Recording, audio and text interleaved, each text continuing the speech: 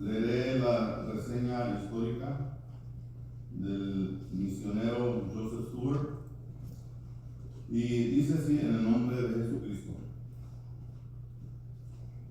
Joseph Stewart Hall nació el 9 de septiembre de 1871 en Rosmark, Clodeville, Antwerp, Irlanda, hijo del matrimonio formado por Joseph Stewart Sloan y Jane Hall, quienes fueron unidos en matrimonio el 15 de agosto de 1852. Procrearon una numerosa familia compuesta por 10 hijos, de los cuales Joseph era el menor. Como miembros de la iglesia presbiteriana de Clove, encauzaron a sus hijos a la vida religiosa, dedicándose a la agricultura, pues cultivaban una pequeña granja familiar. Joseph tuvo la oportunidad de combinar perfectamente sus responsabilidades en el hogar y el cultivo de su vida religiosa. Convertido al Señor a sus 16 años, Joseph, desde muy temprana edad, manifestó su entusiasmo por el Evangelio y su firme y profunda devoción se tradujo en un testimonio de vida intachable. Esto le concedió el beneficio de disfrutar el respeto de los suyos y aún de los extraños. Joseph era el hombre a quien Dios tenía en su propósito para llevar el mensaje del Evangelio a distintos países del mundo, entre ellos México. Por el mes de septiembre del año 1893, llegaron a su pueblo natal 2 misioneros. El mensaje que exponían combatía el pecado e instaba a los creyentes a vivir una vida santa y en temor de Dios, predicando además el bautismo en el nombre de Jesucristo. Acompañaban a su pregón demostraciones del poder de Dios y el derramamiento del Espíritu Santo manifestado con el don de lenguas. Cuando Joseph recibió la predicación del verdadero Evangelio de Jesucristo, tuvo una hermosa experiencia. Para ese tiempo, Joseph ya sentía el llamamiento de Dios para ser un evangelista. Era un hombre joven, muy espiritual y buen cantor. En respuesta al llamado de Dios, se une el 29 de diciembre de 1894 a la misión de fe en Escocia. El 13 de enero de 1895 inicia su tarea evangelizadora en la costa oeste de Escocia, lugar donde concentró su actividad hasta la fecha en que hizo viaje a España. El día 19 de marzo de 1897, Joseph zarpó para Gibraltar, sur de España, para trabajar en la bahía proveyendo ayuda a los soldados, esperando también encontrar oportunidades para aprender español ahí, siendo su intención para luego dedicarse para el trabajo de misionar en Sudamérica. Su trabajo allí dio fruto y lo resumió Joseph de la siguiente manera. Primeramente, sin duda debemos alabar a Dios por su guianza y lealtad, también por estar consciente de un incremento de su presencia y sus bendiciones cuando caminamos obedeciendo su mandato. Visitando las barracas, hay una amplia oportunidad para pláticas directas con los varones. Las juntas aquí en la casa son bien asistidas por los soldados, muchos con espíritu bondadoso que aman a nuestro Señor Jesús y creen en su poder para salvar a todos. Luego, al haber sido enviado a El Cairo, Egipto, por la misión de fe, el día 4 de octubre de 1897, el misionero irlandés se encontró a bordo en el barco SS Simla, rumbo a la ciudad de El Cairo. El arduo y abnegado trabajo fue dirigido específicamente a los soldados que se reportaban en aquella región. Gozo y a la vez angustia fueron parte de las vivencias en aquel lugar. Gozo al ver la gracia de Dios manifestada en los oyentes convertidos al reino de Dios.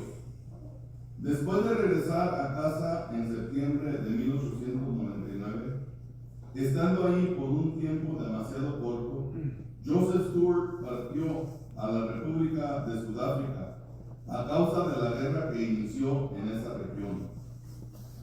El envío de tropas y la exigencia de darles asistencia espiritual condujo al misionero a aceptar la solicitud que se le hizo, apoyando con trabajo espiritual a los soldados británicos que participaron en esa guerra.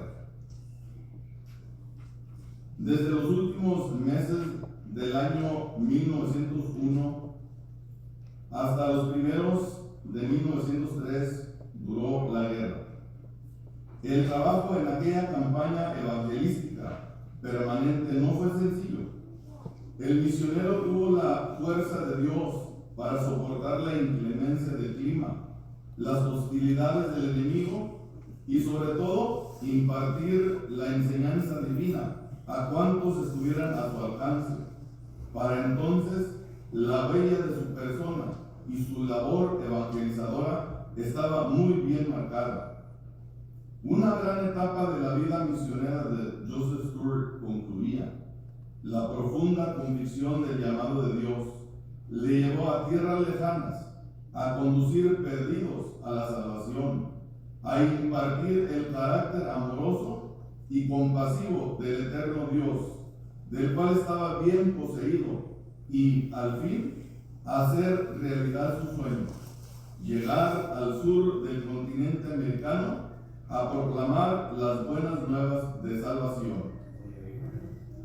En el mes de agosto del año 1903 se publica la llegada del misionero a la República de Argentina, Sudamérica. En una carta escrita por Joseph Stewart durante este tiempo se encuentran las siguientes palabras: el futuro presenta sus dificultades, pero mi corazón descansa sabiendo que hasta ahora la voluntad de Dios se ha hecho. Yo camino en su voluntad en mi vida y en su servicio. Su actividad lo condujo a los obreros de la Alianza Cristiana y Misionera, David Buchanan, Alberta Bachelor y Genoveva Harrison. Buchanan, al intercambiar puntos de doctrina con Joseph Stewart, entre los que predicaba Joseph, se mencionan la santidad, el bautismo en el nombre de Jesucristo, el derramamiento del Espíritu Santo manifestado en el don de lenguas, entre otros. Fue convencido de estos puntos y recomendó al misionero irlandés con la Alianza Cristiana Misionera de Doctrina Trinitaria, para que fuese aceptado como misionero. El 25 de julio de 1904, la Alianza aceptó unánimemente. Entendiendo Buchanan la doctrina genuina, se efectuó en él un cambio radical, aceptando y defendiendo esta. También la señorita Harrison fue convencida de la doctrina que predicaba el hermano Joseph. Fue también esta mujer la que eligió el hermano Stewart para que fuera su esposa. El 17 de agosto de 1904 unieron sus vidas en matrimonio. El recinto del misionero Stewart fue recompensado por Dios con grandes bendiciones. La felicidad en su hogar se hizo plena con la llegada de su hijo Carlos, el primogénito, nacido el 1 de octubre de 1906. Posteriormente vino Anna Mary, el 24 de abril de 1908. El último de sus vástagos nacidos en Sudamérica fue Roberto Santiago, el 26 de mayo de 1911. La felicidad del matrimonio Stewart Harrison se dio ensombrecida al conocerse el deceso de los padres del misionero y su hermana Mary en Irlanda. Su madre Jane el 20 de octubre de 1905, Mary el 16 de junio de 1908, su padre Joseph el 17 de noviembre de 1908. En 1911, David Buchanan y Joseph Stewart y otros misioneros se separaron de la Alianza Cristiana Misionera por diferencias doctrinales. A la misma vez, salió de la República de Argentina viajando primeramente con su familia a Irlanda, en donde estuvo unas semanas. Luego se estableció finalmente en la ciudad de San Diego, California, donde permaneció hasta diciembre de 1914. Ahí nació Esther, el 16 de diciembre de 1914. En 1915 viajó juntamente con su familia a London, Ontario, Canadá, donde pastoreó la iglesia The Christian Workers y trabajó también en una compañía de impresión litográfica. Durante su estadía en el país, el 21 de febrero de 1916, nació su hijo menor, Felipe. Su presencia en Canadá se prolongó hasta octubre de 1918. Regresó al estado de California y vivió en Santa Bárbara, California. El 22 de julio de 1919, Joseph vuelve a San Diego, California, donde se dedicó al trabajo material. En 1922, el trabajo menguó y apareció la escasez. El misionero fue recluido en un hospital y centro de rehabilitación en Patton, California. Por otra parte, el infortunio visitó a la familia Stewart, pues en ese tiempo enfermó Genoveva, complicándose a la postre con un meningitis que le llevó a la muerte el día 17 de junio de 1922. Ante esta situación tan difícil, los hijos fueron abrigados por la familia Harrison y trasladados a Upland, Indiana. Fue deportado a Irlanda por el mes de febrero de 1923. Joseph se dedicó al trabajo y ahí se mantuvo el resto del año en la casa paterna hasta finales del año. Para el 23 de noviembre obtuvo su pasaporte con miras de regresar a América. Y el 1 de diciembre de este mismo año visa su pasaporte en el Consulado de México en Glasgow, Escocia. Teniendo su documentación en regla, hizo viaje a México, ingresando por la aduana del puerto de Tampico, Tamaulipas. El viaje a México se hizo costeando el territorio americano hasta llegar al Golfo de México.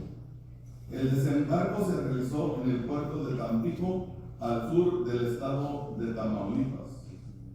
El 6 de enero de 1924, las autoridades oficiales de aduana e inmigración vieron llegar a un hombre de constitución fuerte, de 1.80 metros de estatura, tez blanca, ojos azules, escasa cabellera de matriz cano, cara larga pero llena, bigote de estilo escobeta y barbilla redonda, al cual, al ser interrogado, después de demandar sus documentos y sobre el propósito de su viaje a México, contestó: vengo a predicar el Evangelio. Encontró un templo evangélico de denominación bautista y entró en él. El ministro de esta iglesia presbiteriana, la Iglesia Presbiteriana Asociada Reformada, y a otra iglesia presbiteriana independiente, esta última en Villa Santa Cecilia, hoy Ciudad Madero. Aquí fue uno de los lugares donde sí agradó su predicación, al grado de que muchas personas prometieron hacer profesión de fe.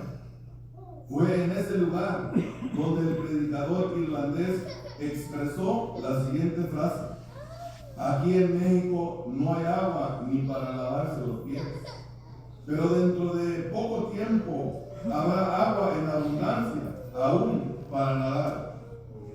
Continuaron las invitaciones y se le vio predicando en la colonia 1 de Mayo, en otra iglesia presbiteriana independiente, que se reunía en una casa particular perteneciente al señor Juan Carrión.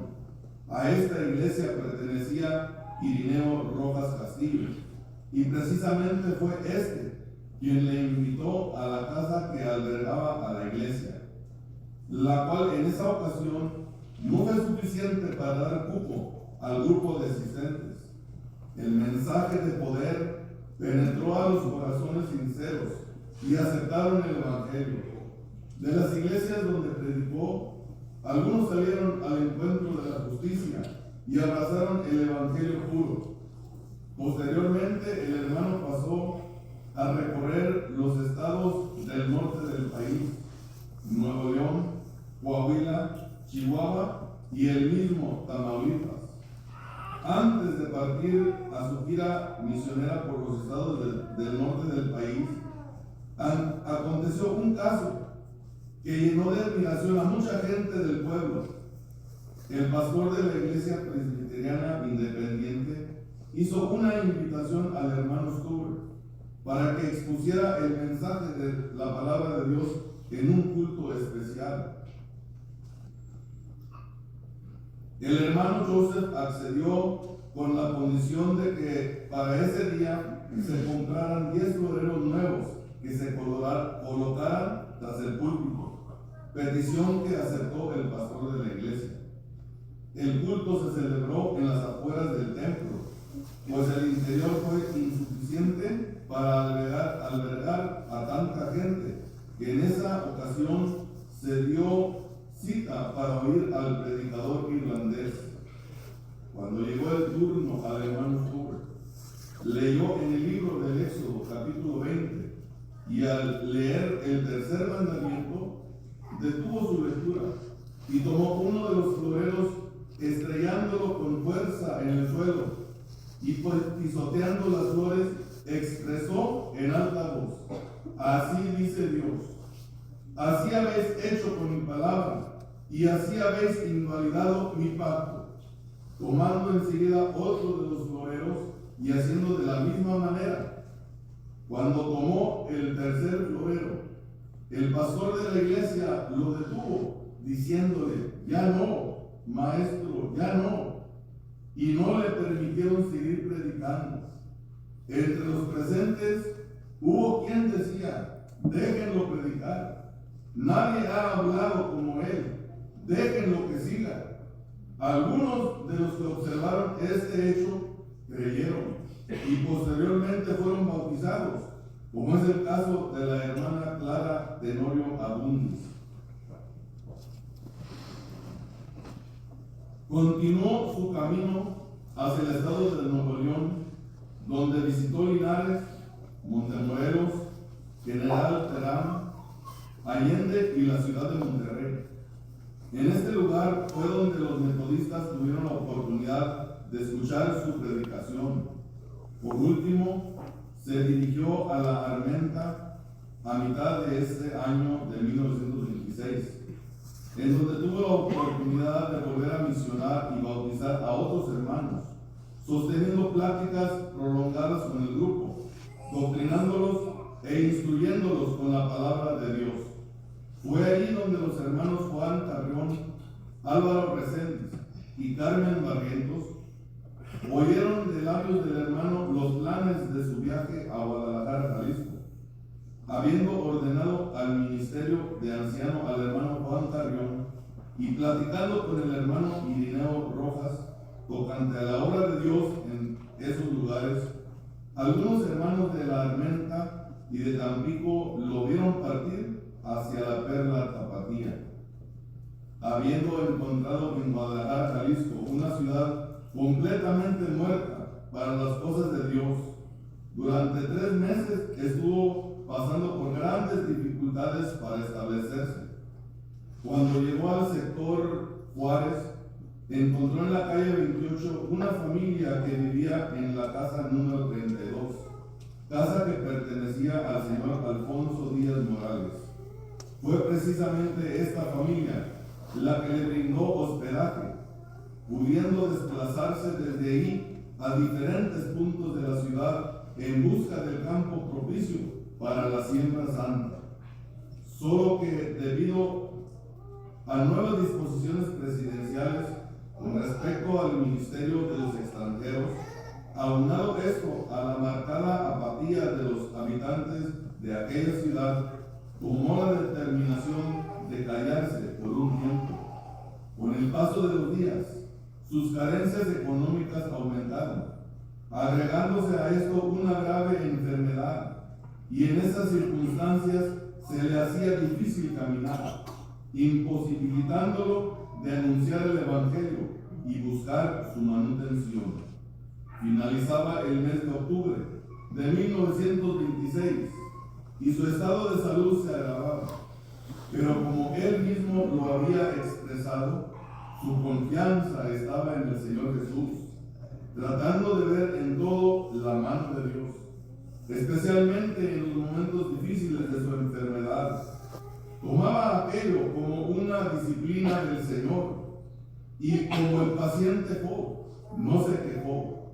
Aunque al presente no resultaba muy agradable, le bastaba recordar las bendiciones que Dios le había dado, casi siempre de buena salud y con muchas fuerzas. Consolaba su alma diciendo: si ahora me encuentro débil, mi Padre sabrá por qué. Mi confianza es en Jehová. La última noche del mes de octubre fue una noche de agonía. Las fuerzas se habían agotado. Su físico se encontraba extenuado. Así lo sorprendió el alba del primer día de noviembre. Y cuando ya era avanzada la mañana de ese día, sonó el timbre de la eternidad para el misionero. Su cuerpo quedaba ahí. Entre tanto, su alma volaba al cielo, lugar de eterna consolación. Fue sepultado en el panteón mezquitán. Sobre una tumba fue colocada una lápida con sendos textos bíblicos. Y aquí viene con las nubes. Apocalipsis 1:7. Ven, Señor Jesús. Apocalipsis 22:20. Desde entonces, después de reconocerlo como abanderado de nuestro movimiento cristiano, la iglesia trabajó para localizar su tumba, lo que una vez logrado, se tomó la determinación de erigir un monumento en su memoria en el lugar donde descansan sus restos. Es así, hermanos, como leo esta reseña histórica de nuestro hermano Joseph Stewart. La gracia del Señor sea